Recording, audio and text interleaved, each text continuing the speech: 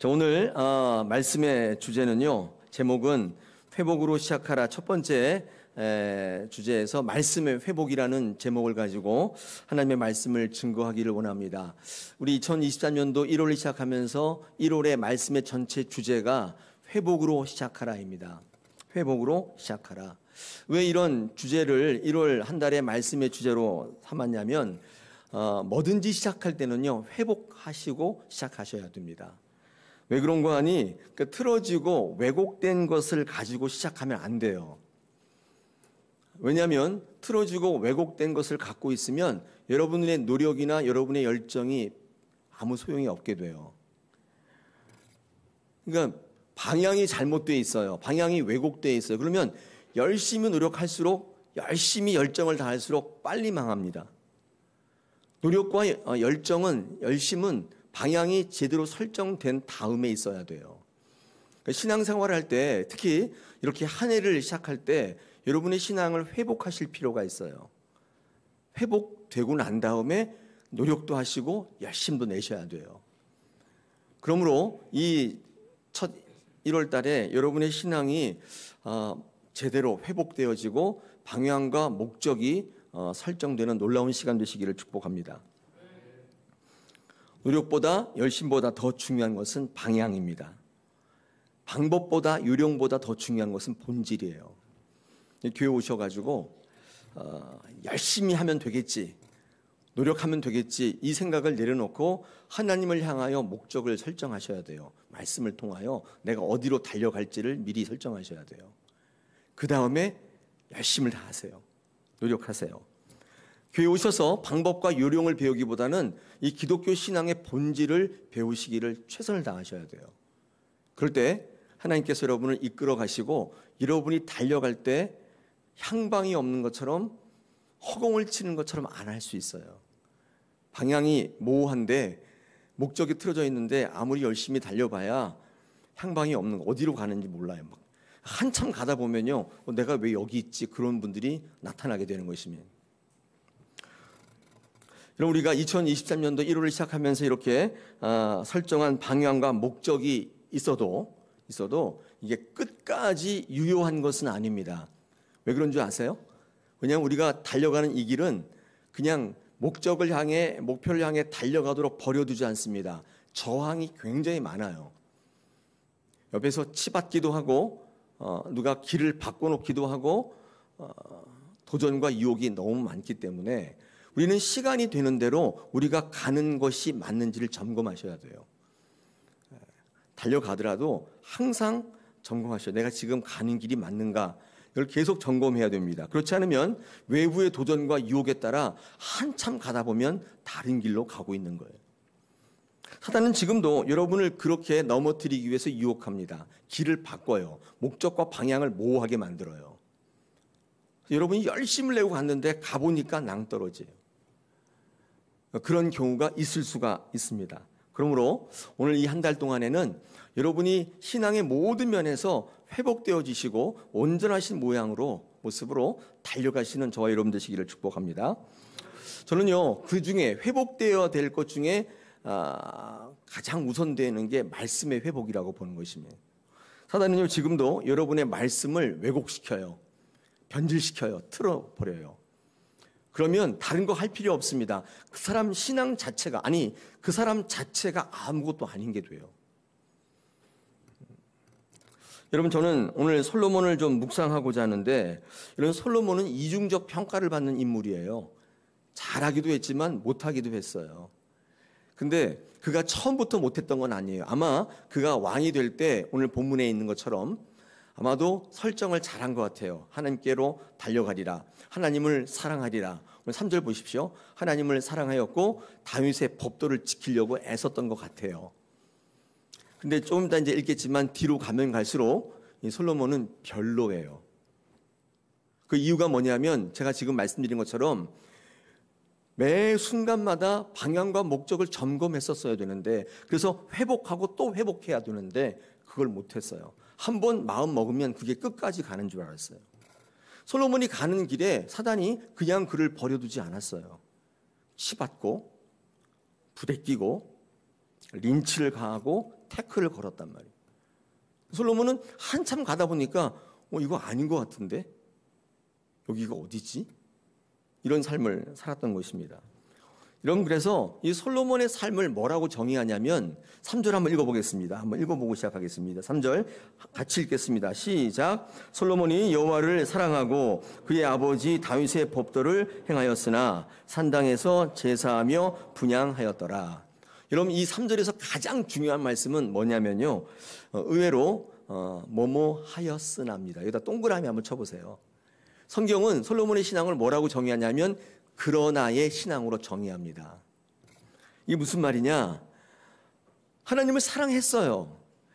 아버지 다윗의 법도를 행하기로 결정했어요. 그러나 처음부터 몰랐던 건 아니에요.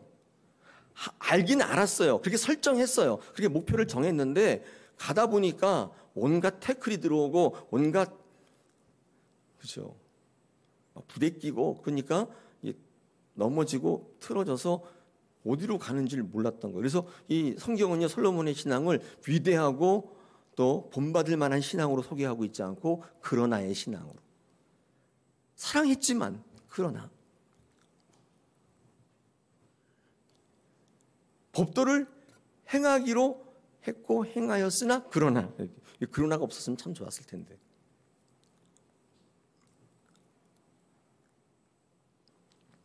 사랑하지 않았다는 얘기가 아닙니다. 행하지 않았다는 게 아니에요. 하긴 했는데 안 한 건 아니에요. 그런데 그러나예요.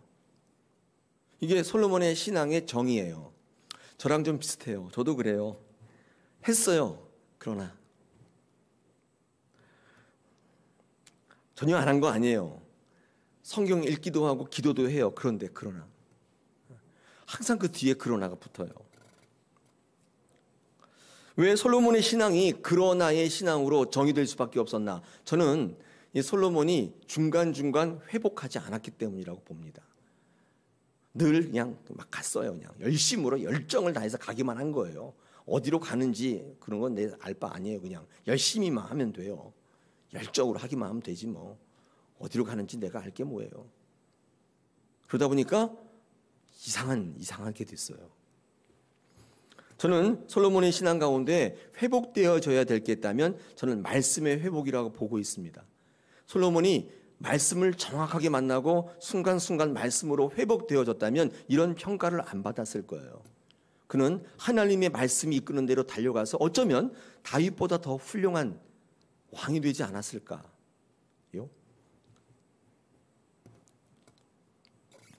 솔로몬의 말씀의 회복이 세 가지로 드러나야 되는데 아쉽습니다. 그런데 이런 말씀의 회복이 없었어요. 첫째는요, 이 솔로몬에게 왜 말씀의 회복의 신앙이 필요하냐면 하나님을 선택하는 삶을 살지 못했기 때문이에요.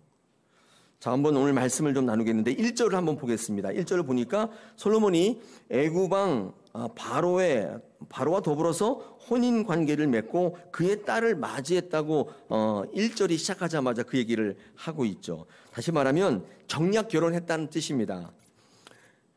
조금 더 여러분이 알아듣도록 쉽게 말씀드리면 어떤 유익을 위해서 실리적 선택을 했다는 뜻입니다. 하나님을 선택하지 않고 실리를 선택했어요. 여러분, 애굽 왕 바로의 딸과 결혼하는 게 왜 하나님을 선택하지 않는 것인가 묻고 싶으시죠? 왜냐하면 여러분, 애굽은 불과 얼마 전까지 노예살이하던 곳입니다. 하나님은 그곳에서 이스라엘 백성들을 탈출시켰어요. 왜냐하면 이유가 뭐냐면 그곳에서 노예로 살고 있었기 때문입니다. 그게 뭔데요? 여러분, 애굽에서 노예로 산다는 뜻은 뒤집어 얘기하면 애굽의 통치를 받고 있다는 뜻이고, 요거 한 번 더 뒤집으면 하나님의 통치가 없다는 뜻입니다. 하나님의 통치가 없는 삶을 우리가 지옥이라고 하는 거예요. 하나님의 은혜가 없는 거예요. 하나님 그들을 구원하시기로 결정하신 이유가 거기에 하나님의 통치가 없어요. 전에도 제가 설교 때 말씀드렸는데 지옥의 정의는 힘들고 어려운 데가 아니라 하나님의 통치가 없는 곳이에요. 그러므로 우리가 꼭 지옥에 가서야만 지옥이 아니에요. 이 땅을 살아갈 때도 하나님을 선택하지 않고 여러분 뜻대로 선택하고 여러분 뜻대로 살아갈 때 거기가 지옥일 수 있다는 사실을 아셔야 합니다. 여러분 지옥에 대한 동화적 발상을 빨리 버리셔야 돼요. 힘들고 어려운 거 거기가 지옥이라고 하는데 여러분 그게 더 은혜가 있을 수 있어요. 힘들고 어렵지만 하나님이 통치하시면 거기가 천국이에요. 하나님이 계시기만 하면 거기가 천국이에요. 어렵든지 뭐 힘들든지 병들었든지 관계없어요. 하나님의 통치가 사라지면 지옥이에요. 잘 먹고 잘 살았다 하더라도 하나님의 다스림이 없는 것이라면 거기가 지옥이에요.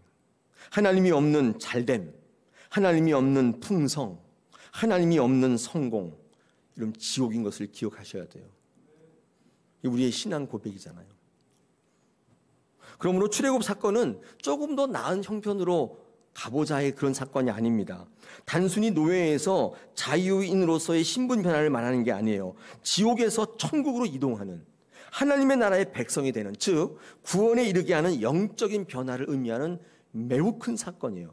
그래서 여러분 그 이스라엘 백성 간에도 이 출애굽은 굉장한 의미를 가지고 있어요. 그런데 솔로몬이 뭘 선택했냐면 그 애굽으로 다시 돌아가기로 결정한 거예요. 그 실리 때문에. 애굽의 딸과 결혼한다는 의미는 하나님의 구원을 되돌리는 거예요. 다시금 애굽의 통치를 받겠다는 거예요. 이 솔로몬이 이 같은 실리적 선택은 어떤 이익보다도 엄청난 손해를 가지고 오게 되는데 우리 뒤에 이제 열왕기상 읽어보면 솔로몬이 어떻게 되는지를 우리 읽어볼 수가 있어요. 여러분 그렇게 될 때 솔로몬이 서 있던 자리는 애굽은 아니라 가나안 땅, 약속의 땅이었는데 거기가 이제 물리적 자리였는데 실제로 그가 서 있던 영적 자리는 다시금 노예의 자리에 서게 된 것입니다. 노예의 자리로 지옥으로 다시 돌아가게 된 거예요. 그의 현명하다고 생각했던 그 실리적 선택이 그를 다시금 지옥의 자리로 돌려놓는 거예요. 이 솔로몬의 선택과 좀 반하는 예를 한번 들어본다면 요셉이 있습니다. 요셉은 절대적인 고난의 자리에 있었지만은 그는 실리적 선택을 하지 않고 온전히 하나님만을 선택했던 인물입니다. 그럴 때 요셉이 서 있던 자리는 비록 노예였지만 감옥석이었지만 요셉은 늘 하나님과 동행하는 자유인의 모습으로 자유롭게 살았어요. 여러분 그의 삶을 보면 알 수 있지 않습니까? 절대 노예 같지 않아요. 절대 죄수 같지가 않아요. 요셉은요 늘 즐거워요. 늘 즐겨요. 참 읽어보시죠. 창세기 39장 좀 읽어보시면 요셉이 노예 같지가 않아요. 너무 즐거워요. 룰루랄라예요. 맨날 콘도레 불러요. 누가 이 사람을 노예라고 할 수 있겠어요? 감옥에 있는데 비통해서 죽어야 되지 않습니까? 근데 너무 활기차게 명랑하게 생활해요. 그가 하나님을 선택했을 때 그는 하나님과의 관계가 좋아져요. 당연히 하나님께서 그를 높이시겠죠. 하나님과의 관계만 그런 게 아니라 사람과의 관계만 그런 게 아니라 모든 사물과의 관계도 그렇습니다. 뿐만 아니라 여러분 요셉을 보면 요셉의 근처인 많은 사람들이 복받아요. 아무 한 거 없어요. 그냥 옆에만 있어도 복받아요. 가까이만 있어도 복받아요. 하나님을 선택한 사람의 영향력이죠. 이게 대단한 것입니다. 저는 우리 다사랑교회 성도들이 그러면 좋겠습니다. 그런 분들이 많았으면 좋겠어요. 그분 옆에만 있으면 복 받는 거예요. 내가 복 받기 위해서 뭘 한 게 아니에요. 그냥 그분 옆에 있기만 하면 복 받아요. 여러분 이 영향력은 숫자가 주는, 외모가 주는 게 아닙니다. 하나님을 선택한 이들에게 주시는 능력입니다. 여러분이 그런 분이 되어서 가는 곳곳마다 복을 주시는 분 되기를 축복합니다. 네. 여러분이 가면 다 복 받아요. 그냥 쫙 복 받아. 다 먹고 살아요. 무너졌던 사람이 다시 일어나게 되고 실망했던 사람이 소망을 갖게 되고 여러분만 가면 거기가 그냥 완전히 복의 자리가 바뀌는 거예요. 얼마나 멋있어요.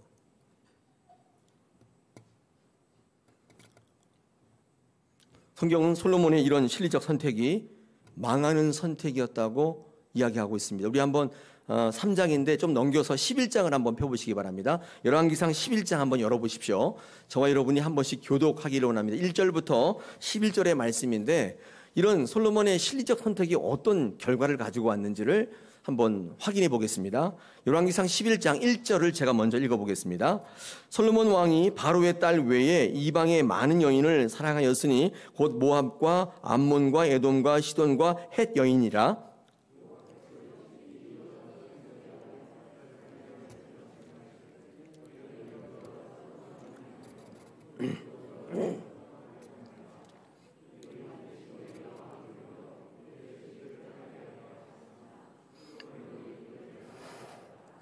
왕은 후궁이 700명이요 첩이 300명이라. 엄청 많네요. 그의 여인들이 왕의 마음을 돌아서게 하였더라.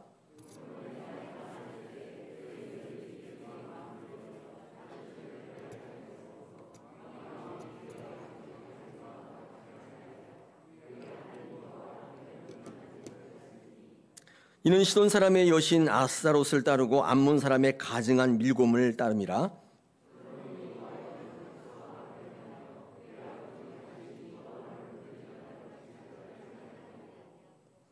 모압의 가증한 금오수를 위하여 예루살렘 앞 산에 산당을 지었고 또 암몬 자손의 가증한 몰록을 위하여 그와 같이 하였으며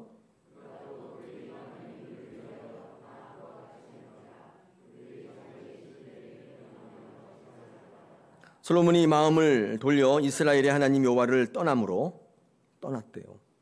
여호와께서 그에게 진노하시니라. 여호와께서 일찍이 2번이나 그에게 나타나시고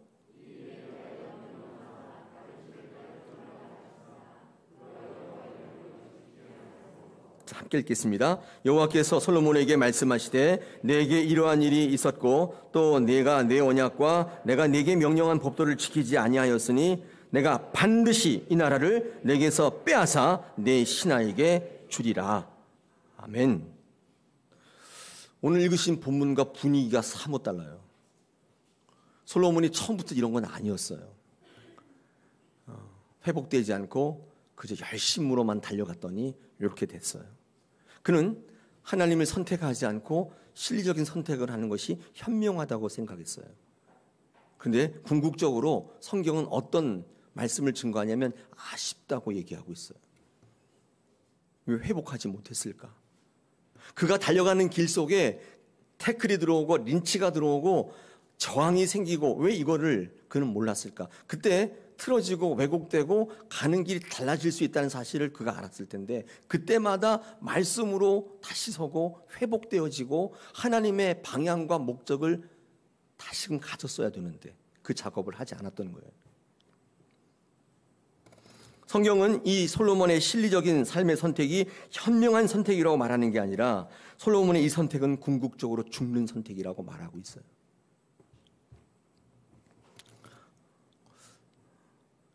이런 말씀으로 회복되면 이 방향과 목적이 구별이 됩니다. 우리 교회에 오셔서 우리 한 주간마다 예배하시고 또 어떤 분들은 새벽에도 오시고 수요 성경에도 오시고 금요 기도에도 오시잖아요. 그때마다 어떤 유익이 있는 줄 아세요? 틀어지고 왜곡된 것들이 다시 자리를 잡기 시작해요. 그래서 새벽 기도 오시는 분들은 틀어지고 왜곡된 것이 하루 단위로 바뀌어요. 수정이 돼요. 일주일마다 한 번의 교회 오시는 분들이 일주일 단위로 바뀌어요. 수정이 되기 때문에 한 주간 동안에 잃어버린 로스가 많아요. 근데 그럼에도 불구하고 1년에 한두 번 오시는 분들은 본인이 어떤 길에 있는지를 잘 모르실 수 있죠. 그 잃어버린 영적인 로스들이 굉장히 많을 수 있습니다. 여기가 지옥인지 천국인지를 구분 못하는. 여러분, 우리는 그래서 항상 이 진리와 이 신앙 사이에 갈등하는 존재입니다. 늘 그렇죠. 오늘도 교회 오실 때 그러지 않았습니까? 교회 갈까 말까 갈등하신 분 계세요? 손 들어보세요. 마음속으로. 2분 계시는데. 네. 갈등하잖아요. 그때 하나님을 선택할 수 있게 되기를 바랍니다. 그럴 때 회복되어지는 놀라운 역사가 있고 그분이 능력을 갖게 돼요. 그럴 때 하나님을 선택한 자의 영향력 아까 들으셨잖아요. 요셉. 여러분이 가는 곳곳마다 생명이 살아나고 복을 주는 놀라운 인생 될 줄로 믿습니다. 신앙을 이렇게 한번 정의해 보시면 어때요? 제가 자주 드리는 말씀인데, 어떤 분은 교회 오실 때 내가 오늘 어떤 은혜를 받을까? 이거 참 좋은 거죠. 어떤 유익을 얻을까? 이렇게 생각하시며 교회 오시는 분도 계시지만, 드물게 이런 분도 계세요. 어떤 분이 계시냐면, 내가 오늘 교회 가서 하나님 앞에 뭘 드릴까? 내가 받은 은혜가 너무 큰데 내가 오늘 교회 가서 저 성도들에게 내가 무엇을 줄 수 있을까? 이거 어때요? 괜찮지 않나요? 내가 오늘 교회 가서 어떤 유익을 누릴까? 어떤 은혜를 받을까? 내가 무엇을 얻어서 올까? 그거보다도 내가 하나님 앞에 드릴 수 있는 게 뭐가 있을까? 너무 죄송한데, 여기까지 오게 하신 하나님 앞에 너무 죄송한데 내가 뭘 드릴 수 있을까? 신앙을 이렇게 보시는 분도 있어요. 저는 이 두 번째 신앙이 좋다고 봅니다. 600년 전에 이 신앙의 선배들이 우리 신앙을 정의해 놓은 교리서가 있는데, 그게 웨스터민스터 교리문답이라는 것입니다. 거기에 보면 제일 먼저 신앙의 목적, 신앙의 제일 되는 목적을 뭐라고 해놨냐면, 하나님을 영화롭게 하는 것과 그를 영원토록 즐거워하는 것이다, 이렇게 정의해 놨어요. 신앙의 목적이 얼마나 내가 은혜를 받고 얼마나 내가 영적인 유익을 누려서 끝내주는 사람이 되는가, 이렇게 적고 있지 않고 하나님을 영화롭게 하고 그를 영원토록 즐겁게 하는, 이게 신앙의 목적이래요. 저는 처음에 이 교리서 공부할 때 깜짝 놀랐어요. 난 나를 위해서 신앙생활 하는 줄 알았는데 하나님을 위해서 신앙생활 하라는 것이구나. 지구상의 책 가운데 3대 저서라고 불리는 책 중에 하나인데, 기독교 강요라는 책이 있습니다. 칼빈이 쓴 책인데, 이 책에 봐도 1장, 1권, 1장의 주제가 뭐냐면 하나님을 아는 지식이에요. 신학을 딱 시작하면서 제일 먼저 펼쳤던 게 뭐냐면 하나님이에요. 내가 아니라 하나님을 아는 지식이에요. 우리 신앙의 제일 목적을 하나님으로 두고 있어요. 뭘 펼쳐도 다 그래요. 신앙은 하나님이 목적이에요. 내가 목적이 아니라고 하는 것입니다.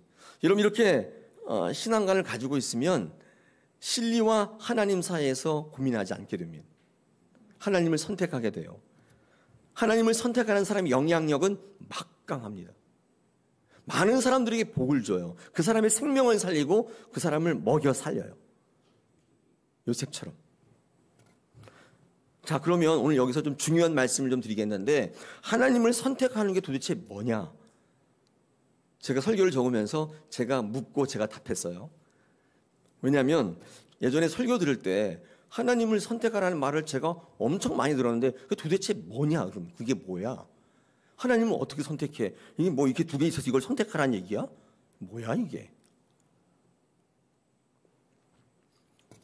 이 하나님을 선택하는 게 중요한 사실은 알고 있었지만 이게 뭔지를 몰라가지고 그냥 끝났어요.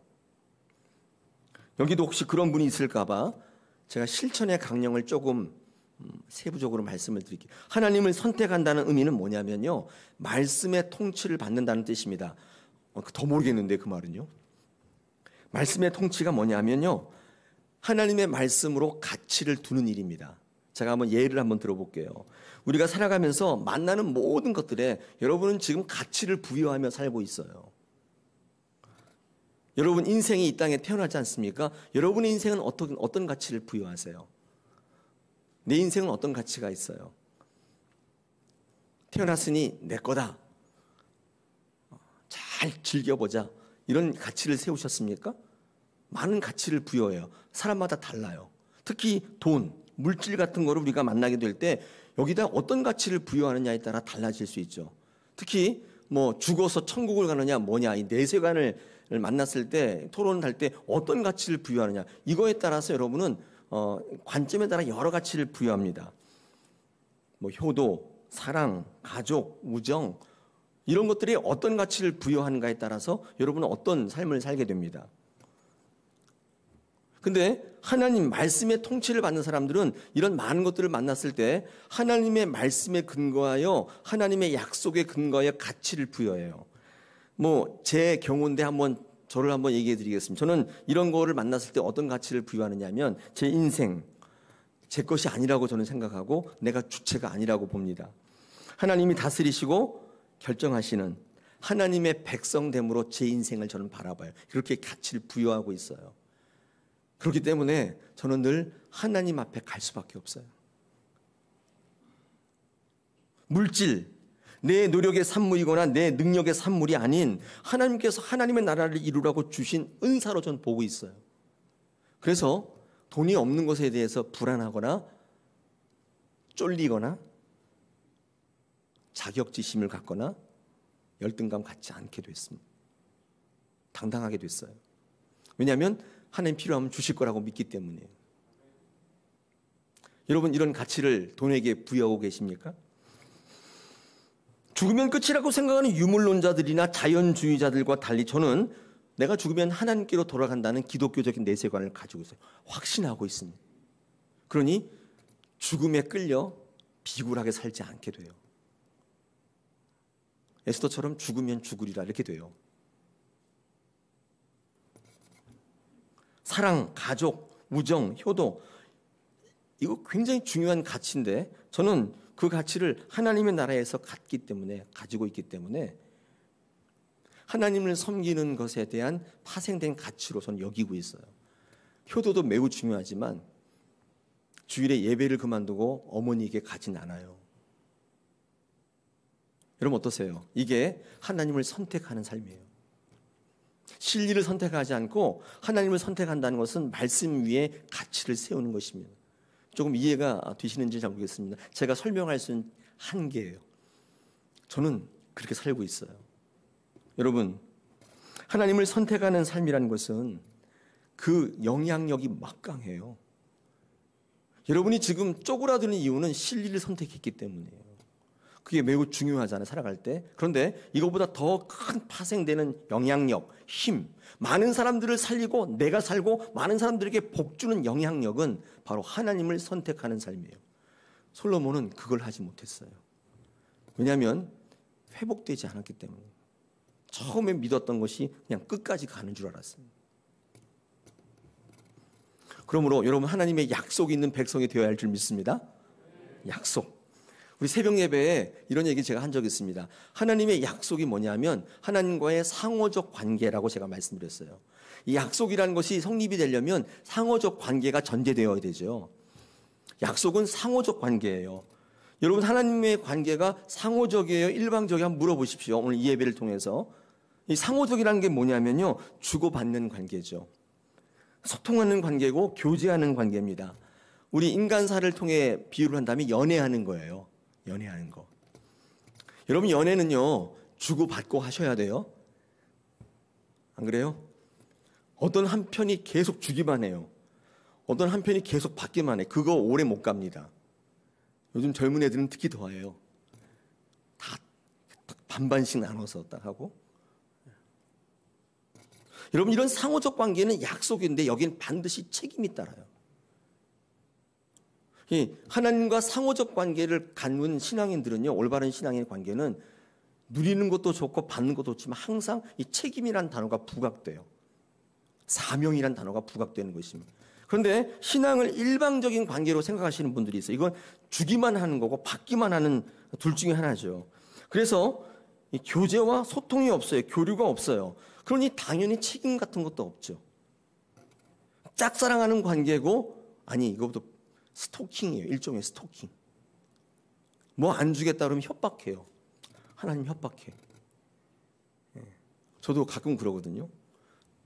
하나님 이거 안 이뤄주시면 저 목사 그만둡니다. 하나님께서 가만히 계세요. 그 의미가 뭘까요? 무서워서 그럴까요? 뭐 그러려면 그러라. 제가 스스로 처리하긴 하지만 하나님 앞에, 그럼 하나님께서 얼러주세요. 영적으로 느낄 때가 있어요. 그럴 때 하나님께 너무 감사해요. 내가 땡깡을 부렸는데 매로 치시지 않고 설득해 주시니 감사하잖아요. 지난번에 요나서 묵상하면서 요나가 매일 하나님 앞에 땡깡 부리잖아요. 안 하겠다고. 근데 이상하게 하나님은 이상하리만큼 요나에게 저자세예요. 왜 요나에게 쫓아다니면서 한번 해주면 안 되겠냐? 니느웨에 가서 한 번만 선포해줘. 한 번만. 여러분, 이런 자세를 보이는 이유가 뭐죠? 관계성이죠. 아버지와 아들의 관계인 거예요. 밥 안 먹겠다고 도망가면 먹지 말고 굶어 죽어 이렇게 하는 게 아니라 떠가지고 한 숟갈만 먹어라. 사랑하는 여러분, 약속이 있으셔야 됩니다. 오늘부터 회복되어지는 신앙 가운데 첫 번째가 이 하나님과의 이 말씀이 회복되어지는 관계가 하나님을 선택하는, 그래서 하나님과 좋은 관계가 있고 하나님과 상호적 관계가 이루어지고 약속이 있는 민족으로 서실 수 있기를 축복합니다. 자, 두 번째, 이 솔로몬의 신앙에서 보는 이 회복의, 말씀의 회복의 두 번째는요, 예배를 회복해야 될 필요가 있었던 거예요. 오늘 3절의 말씀을 또 보겠는데 3절에 뭐라고 되어 있냐면 하반절에 산당에서 제사하며 분향했다고 되어 있습니다. 산당에서 분향하고 제사했다. 이 산당이라는 거 우리가 예배 시간이나 공부 시간에 여러 번 나눴는데, 물론 산당이 이방 신상을 섬기는 그런 당이기도 했는데, 이 산당의 가장 중요한 의미가 뭐냐면 하나님을 섬기는 다른 장소예요. 물론 지금 솔로몬이 성전을 세우기 전이기 때문에 성막이 있을 거 아니에요. 성막이 옮겨 다녔는데, 광야 때는 쭉 메고 다녔는데 이 가나안에 들어와서는 몇몇 지역에 이렇게 설치가 돼 있었는데, 성전과 마찬가지로 거기까지 가서 제사하기가 좀 힘들었어요. 그래가지고 집 근처에다가 흩어져 있는 산발적인 제사의 처소를 만들어 놓고 거기서 제사를 드렸다는 것입니다. 특별히 이 솔로몬이 가서 제사를 드렸던 기브온 산당은 어떤 산당이라고 되어 있습니까? 4절에 보니까 규모가 컸다. 그래서 이 솔로몬은요, 산당에서 제사를 드렸다고 되어 있습니다. 여러분, 이 산당을 왜 성경에서 계속 지적하고 있냐면, 왜 성막에 가서 하라고 하냐면, 왜 성전에 가서 하라고 하냐면, 이 상막이 이 산당이 갖고 있는 폐해가 있어요. 산당에서 왜 제사하냐면 편하기 때문인데, 여러분 오해하시면 안 돼요. 이 편하다는 것은 육체적으로 편하다는 뜻이 아니에요. 산당에서 제사할 경우 뭐가 편하냐면 하나님의 통치가 없어요. 즉 제사장들이 간섭하는 게 없어요. 제사장들이 거기 다 있지 않기 때문에 자기가 분향하고 자기가 단을 드리고, 뭐가 있냐면 제사 드렸다는 만족은 있지만 거기에 하나님의 제사의 질서나 하나님의 요구나 하나님의 통치가 사라져요. 여러분, 교회에서 목사의 잔소리가 사라지면 굉장히 편하죠. 안 편해요? 목사가 이거 저 하라 이런 얘기가 없어요. 굉장히 편하죠. 거기가 산당이 되는 것입니다. 하나님의 말씀의 질서가 사라져요. 하나님의 말씀의 통치가 없고 여러분이 하고 싶은 대로 다 하라고 해요. 거기가 산당이 되는 것입니다. 이 산당이 갖고 있는 매우 위험한 것은 하나님의 통치가 사라지는 것입니다. 그래서 내 나름대로, 내 기준대로 살아가는 것입니다. 이게 산당이에요. 그래서 이 솔로몬 이후에 열왕 시대에도 계속 산당이 존재하고 있었어요. 성전이, 예루살렘 성전이 세워졌는데도 불구하고 각 지방에 산당이 흩어져 있었어요. 그래서 이 산당을 없애는가가 하나님 앞에 선한가 악한가의 기준이 되었어요. 그러나 솔로몬은 산당에서 제사를 했다고 성경은 증거하고 있습니다. 그럴 때 여러분, 예배를 회복하려면 이 말씀이 회복되면 예배가 회복돼요. 왜냐하면 말씀이 통치할 때 제대로 된 예배를 할 수 있어요. 이 솔로몬의 삶 속에 이중적 평가를 받고 왜 그의 삶이 회복되어져야 되는 삶으로 치부받냐면 말씀의 회복이 없었기 때문에, 말씀을 날마다 묵상하면서 말씀대로 살아가려는 몸부림이 없었기 때문이에요. 우리의 삶 속에 예배가 회복되어지기를 축복합니다. 네. 예배의 회복은 말씀의 회복이에요. 자, 세 번째로 보면, 이 세 번째로 이 솔로몬 신앙 가운데 가장 중요한 이 말씀의 회복은 뭐냐면 이 분별하는 지혜를 구하고 있다는 것입니다. 분별하는 지혜인데, 우리가 성경을 한번 이렇게 볼 때에 지금 9절을 한번 읽어보겠습니다. 9절 시작. 누가 주의 이 많은 백성을 재판할 수 있사오리까? 듣는 마음을 종에게 주사 주의 백성을 재판하여 선악을 분별하게 하옵소서. 아멘. 지금 이 솔로몬은요, 듣는 마음을 구하고 있는데, 이 듣는 마음이 뭐냐? 들을 수 있는 능력이겠죠. 여러분, 왜 이 들을 수 있는 능력을 구하는 줄 아십니까? 이 들을 수 있는 능력이 사실은 말씀을 분별하는 능력이기 때문에 그렇습니다. 이 말씀을 할 때에 들리는가 안 들리는가는 굉장히 중요한 거죠. 여기도 지금 제가 이렇게 근엄한 목소리로 설교하고 있는데 한마디도 안 듣는 분이 계실 수 있어요. 왜 그런지는 잘 모르겠으나 목소리가 그래서 그런가? 이렇게 말을 하고 있는데, 한국말을 하고 있는데 안 들어요. 아니, 안 들려요. 가장 치명적 병이에요. 아무리 얘기도 안 해요. 자동적으로 예배에 딱 오시면 다른 생각을 하시는 분이 있어요. 제가 그래서 잘 알아요. 제가 청년 때 교회만 딱 오면 다음날 뭐 해야 될 거가 딱 생각이 나요. 그래서 예배 시간에 주보 빈자리에다가 볼펜 가지고 내일 뭐 해야 되지? 그걸 계속 적고. 근데 되게 재미있는 것은 예배 시간에 계획 세우면 더 잘 돼요. 빠른 시간 내에 정확히 계획이 세워져요. 이상하게 버릇이 됐어요. 그래서 예배할 때마다 빈 공지를 가지고 와서 거기다 다 적으면서 다른 걸 하는 거예요. 신학교 가서야 그 버릇이 깨졌어요. 가장 최악의 병, 들리지 않는 병. 들리지 않으면 분별이 안 되죠. 그래서 자기 마음대로 하는 거예요. 솔로몬은 지금 말씀의 회복이 일어나야 될 필요가 있는데 지금 뭘 구하고 있냐면 듣는 마음을 구하고 있는데, 여러분이 듣는 마음이라고 되어 있지만 이 개역 개정 이전에 개역 한글 버전에 보면 이 듣는 마음이 뭐라고 되어 있다고요? 지혜를 달라. 지혜로 번역도 있는데 이 번역이 잘못된 게 아니라 지혜가 곧 듣는 마음이에요. 이 지혜나 듣는 마음으로 번역된 히브리 단어는 시오메아. 이 시오메아가 뭐냐면 쉐마. 이 쉐마에서 파생된 단어인데 듣는다는 뜻입니다. 근데 왜 성경은 듣는 마음을 지혜로 해석했냐? 이 번역을 잘못한 게 아니라 들을 때에 지혜가 생기기 때문이에요. 여러분, 지혜라는 건 뭐냐면 하나님을 분별하는 능력이 지혜입니다. 지식은 달라요, 그죠? 솔로몬은 재판하는데 들을 수 있는 능력을 달라. 그래서 백성의 소리도 듣고 그 백성의 소리를 들을 때 누가 거짓말하고 누가 참말할 거 아니에요. 이거 분별이 해야 되는데 능력이 없다 보니까 하나님께 의지하는 거예요. 지혜를 주십시오. 누가 거짓말하고 누가 참을 얘기하는데 누가 피해보지 않도록 제가 잘 송사를 할 수 있도록 지혜를 주십시오. 내게 있지 않고 하나님의 말씀이 있다고 본 거예요. 듣는 능력을 구하는 것입니다. 여러분, 듣는 것이 매우 중요합니다. 오늘 제 설교가 들리십니까? 네, 지금 7분 대답을 안 하셨어요. 그분은 지금 난 안 들린다. 그런 분들은 정말 이거 상담하셔야 돼요. 그냥 내버려 두면 이거 굉장히 심각해져요. 꼭 오십시오. 목사를 찾아오세요. 나 당신 설교가 안 들린다. 책임지라. 책임은 못 지지만 제가 같이 이렇게 얘기하고 상담을 하실 필요가 있어요. 꼭 오십시오. 저를 찾아오세요.